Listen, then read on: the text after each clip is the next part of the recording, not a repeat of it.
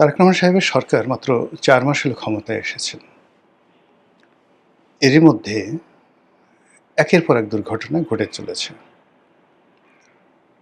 প্রকৃতি সরকারকে স্বস্তি দিচ্ছে না। ঝড়, বৃষ্টি, বন্যা, বাদল। এতে করে সরকারের যে অর্থনীতি, ইকোনমি, এটি মারাত্মকভাবে ধসে পড়ছে। এরপর মানুষ সৃষ্ট কিছু জটিলতা।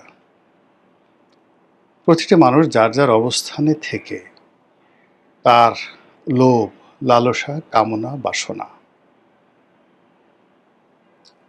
প্রায় প্রতিটি জিনিসই এক্সট্রিম অশ্লীলতা, এক্সট্রিম নির্মমতা এই পর্যায়ে তারা নিয়ে গেছে।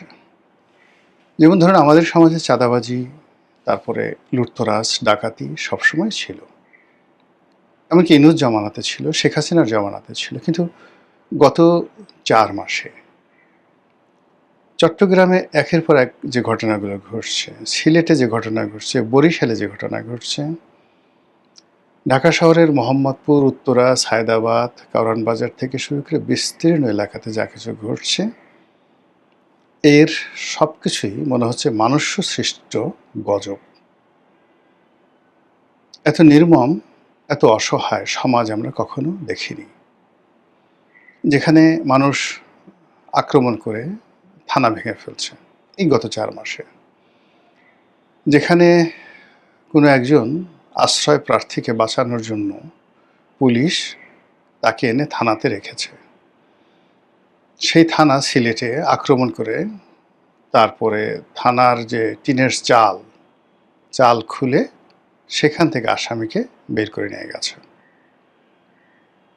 বা বের করে নেয়নি, কিন্তু টিনের চাল খুলেছে। আমরা খবরটা দেখেছি, ডিটেলস আমি এটা বলতে পারবো না। কিন্তু এই সকল ঘটনা মানে থানা আক্রমণ করেছে, চারিদিকে লোকজন ঘেরাও করে আছে, এরপরে লোকজন থানার উপরে উঠে গেছে, টিনের চাল খুলে নিয়ে গেছে, এতটুকু পর্যন্তই থাকেন না কেন, পিলে চমকে যাবে। এরপরে আরেকটি জায়গাতে যেখানে ঘটলো যে পুলিশের এক কর্মকর্তাকে মারধর করলো, ওসি কান্নাকাটি করলো এবং সেখানে বলা হলো যে অমুকে মেরে ফেলা হয়েছে, এরকম একটা ধোঁয়া তুলে পুরো পুলিশের যে কান্নার দৃশ্য, সেই দৃশ্য সারা দেশকে নাড়িয়ে দিয়েছে।